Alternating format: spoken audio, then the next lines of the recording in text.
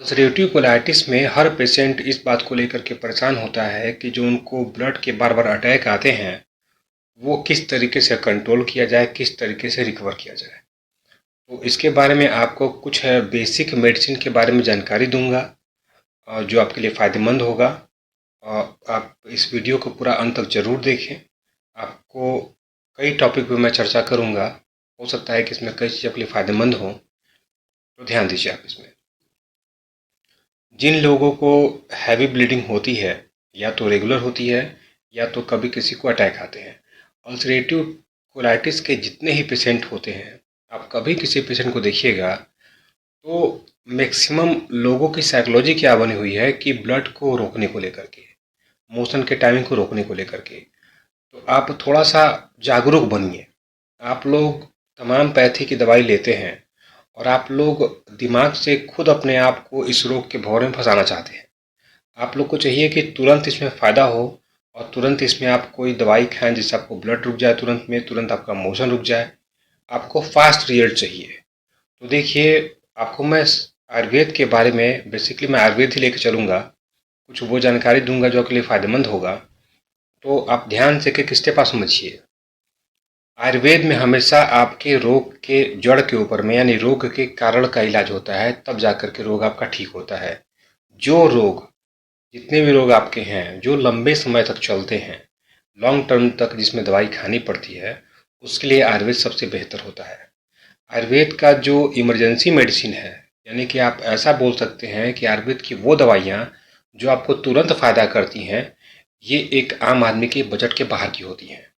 आयुर्वेद में आपको वो हर दवाइयाँ होती हैं जो कि आपको तुरंत फ़ायदा कर सकती हैं, लेकिन दुर्भाग्य ये है कि जिस तरीके से आपके यहाँ कृषि का पतन दिन पर दिन हो रहा है, वैसे वैसे आयुर्वेदिक जड़ी बूटियों का मिलना काफ़ी कम हो रहा है, जिससे इनकी कॉस्टिंग बढ़ गई है और कुछ दवाइयाँ आपके बजट के बाहर की होती हैं। एक नॉर्मल इंसान, जो मध्यम वर्ग की बात अगर मैं करूँ, तो उनके बजट से काफ़ी दूर होती हैं, जो इमरजेंसी मेडिसिन होती हैं।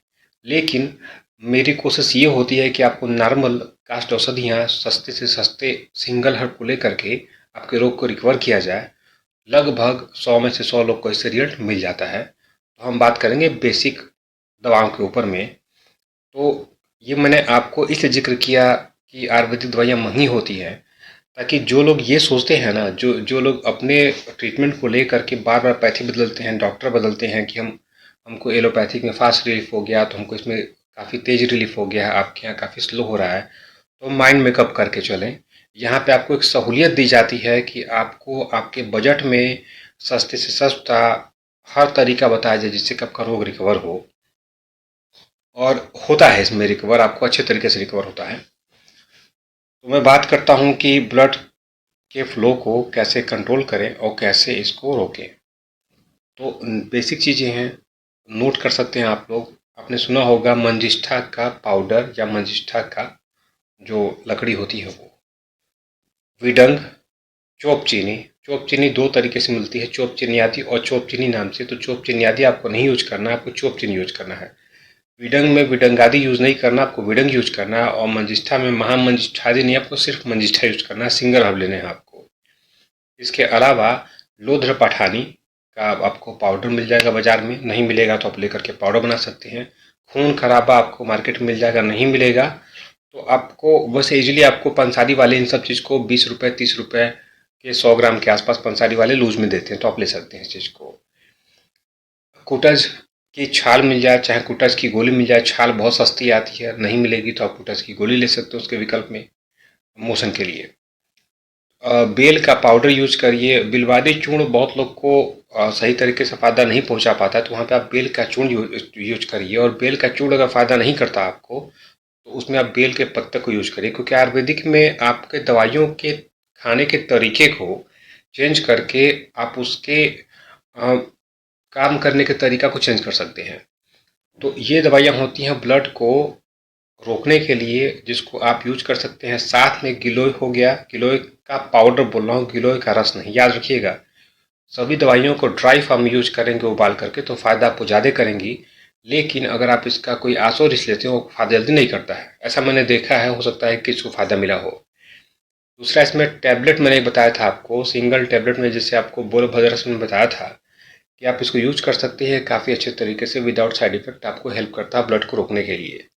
लेकिन आपके रोग का कंडीशन क्या है, ब्लीडिंग का रेशियो क्या है, आपका खान-पान क्या है, वज़न क्या है, उसके हिसाब से इसकी मात्रा को डिसाइड करना पड़ता है कि कितना आपको दिया जाए और कितना आपको रिकवरी लेकर के आया जाए। ये तो बात हो गया ब्लड को रोकने के लिए। जब कहीं ब्लड आपको आता है तो उस कंडीशन में जो आपको ब्लड आए या ना आए, दोनों ही कंडीशन में आपको गरम मसाला, मीट मसाला, लाल मिर्च, काली मिर्च, जायफल, जावित्री, तेजपत्ता, इलायची, छोटी इलायची, बड़ी इलायची, इन सब चीज़ को आपको नहीं लेना होता है, नुकसान करते हैं आपको, ये ब्लड को बढ़ाने का काम करते हैं।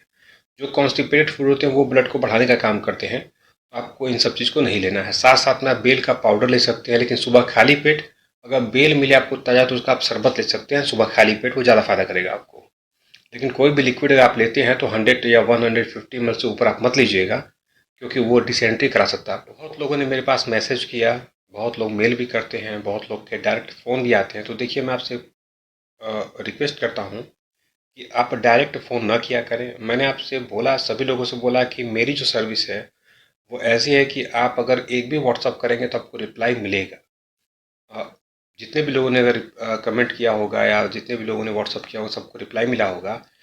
एक माइंड सेट आप अपना जो आप लोग का हो चुका है उसको थोड़ा सा चेंज करिए। आप चेंज ये करिए कि अगर 200 लोगों को, 400 लोगों को मैं अगर केवल व्हाट्सअप का रिप्लाई करूं और केवल उनको हम होम रेमेडी बताएं, तो ये बताइए हमें कि हमारे प्लेटफॉर्म में जो लोग हमसे जुड़े हुए हैं, जो हमारा काम है, ये काम कौन करेगा? आप जहाँ काम करते होंगे, आप वहाँ पे कुछ न कुछ तनख्वाह लेते होंगे, कुछ न कुछ आप कमीशन लेते होंगे या कुछ भी करते होंगे आप।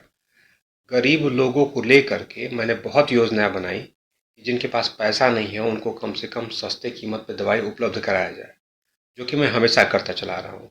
लेकिन जो पब्लिक होती है वो इसका मिसयूज करती है। मिसयूज ये करती है कि मेरे पास बड़े बड़े महंगे डॉक्टर साहब का पर्चा लेकर के पेशेंट व्हाट्सअप करते हैं, बोलते हैं कि डॉक्टर साहब पैसा नहीं है, बहुत गरीब इंसान है।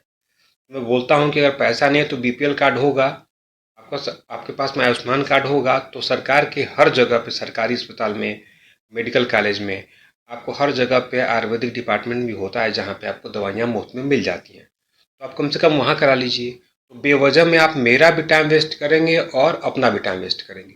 अगर मैं 200 लोगों को केवल समझाऊं बैठ करके व्हाट्सएप पे, तो पूरा दिन खत्म हो जाएगा, जिससे न तो मैं अपना काम कर पाऊंगा और न तो लोगों को ठीक कर पाऊंगा। और हुआ क्या, ये कुछ लोग मिल करके यहाँ पे केवल सबके नेटवर्क को ख़राब करते हैं, मेरे काम को ख़राब करते हैं, और जो सही अच्छे पेशेंट होते हैं इन्हीं के भीड़ में वो भी जो है छूट जाते हैं। तो कोशिश ये करिए कि अगर आपको ज़रूरत हो, लगता है कि आपको मुझसे जुड़ करके अपना इलाज कराना है, चाहे कोई भी कंसल्टेशन लेना है, तो देखिए इसमें आप व्हाट्सअप करिए, व्हाट्सअप से डिटेल जाएगा।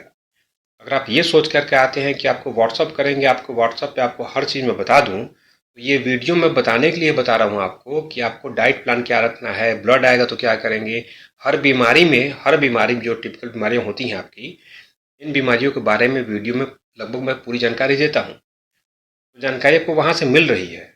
लेकिन पर्सनली एक एक इंसान को रिप्लाई करना इम्पॉसिबल होता है। फिर भी मैं कोशिश करता हूँ कि बहुत लोगों को रिप्लाई हो, लेकिन इस चीज़ से माइंड तो डाइवर्ट होता है मेरा भी, और जो सही पेशेंट है जिनको समय देना चाहिए उनको समय नहीं मिल पाता है। तो कुछ लोग ऐसे जो केवल टाइम पास करने के लिए व्हाट्सअप करते हैं, वो व्हाट्सअप बिल्कुल ना करें हमारे पास में, उनको रिप्लाई मिलेगा।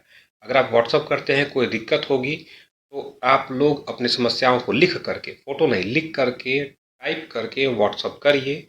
आपका अपॉइंटमेंट का शेड्यूल वहाँ से फिक्स होगा। उसके बाद से आपको बात करना है, आपको ट्रीटमेंट लेना है चाहे नहीं लेना है, आप अब डिसाइड खुद करिए। मेरा काम है कि आपको बेहतर चीज़ आप तक पहुंचाना। अगर बीमारी आपकी है तो मुझे पता है बीमारी आपकी बहुत बड़ी है, तो उस बीमारी को सही तरीके से आपको ठीक करना। तो कोशिश करिए कि जो वाकई में सीरियस हो अपने रोग को लेकर के, जो चाहते हो कि हाँ भाई वाकई में उनको कुछ जानकारी चाहिए, आप जानकारी लीजिए, इसमें आपको कोई मनाही नहीं है। लेकिन बेवजह में आप लोग मेरा और अपना समय बर्बाद न करें, इससे जो सही पेशेंट हैं उनको नुकसान होता है। तो कोशिश ये करिए कि हमारे चैनल को सब्सक्राइब करिए और हमारे कई लिंक हैं, कई पेज हैं, आप फॉलो कर सकते हैं। आपको जो भी जानकारी चाहिए वो जानकारी आपको दी जाएगी और मैं कोशिश आपसे ये करूँगा कि एक एक टॉपिक को लेकर के वीडियो आप लोग को, जैसे जैसे मैंने आज ब्लड को लेकर के बोला कि इन इन दवाओं को आप लेंगे तो आपको ब्लड रुक सकता है। लेकिन आप लोग की दिक्कत क्या है कि लोग समझते हैं कि आयुर्वेद हल्के में है। आयुर्वेद कोई हल्के में नहीं है। ये पैरासीटामॉल नहीं है कि आपको सर्दी जुकाम बुखार होगा आपने खा लिया चल गए। आयुर्वेद के दवाओं का अनुपान होता है। लाखों करोड़ों लोग ऐसे बैठे हुए हैं जिन्होंने आयुर्वेद यूज किया, जिनको कोई आराम नहीं मिला। क्यों? क्योंकि उन्होंने अपने हिसाब से गूगल पे सर्च करके पढ़ा। इनका अनुपान होता है, इनको देने का एक तरीका होता है। बिना डॉक्टर के आप दुनिया की कोई दवाई ले लीजिएगा आयुर्वेद का, और आपने लिया भी होगा, आपको फ़ायदा नहीं होगा, ये गारंटी मेरी है। तो कंसल्ट करिए, आप कहीं कंसल्ट करिए, आपके लोकल डॉक्टर हो कहीं कंसल्ट करिए, लेकिन कंसल्ट करने के बाद ही आपको अपना ट्रीटमेंट करना है, सुन करके नहीं करना है। ये दवाओं का नाम मैंने बताया आपको कि ये दवाइयाँ हैं, लेकिन आपका उम्र क्या है, आपके रोग का फ्रीक्वेंसी क्या है, आपके कॉम्प्लिकेशन क्या क्या है, उसके हिसाब से इसका डोज तो देना पड़ेगा ना। उस कॉम्बिनेशन बनाना तो पड़ेगा आपको। उसके हिसाब से आप इसको लेकर के चलिए।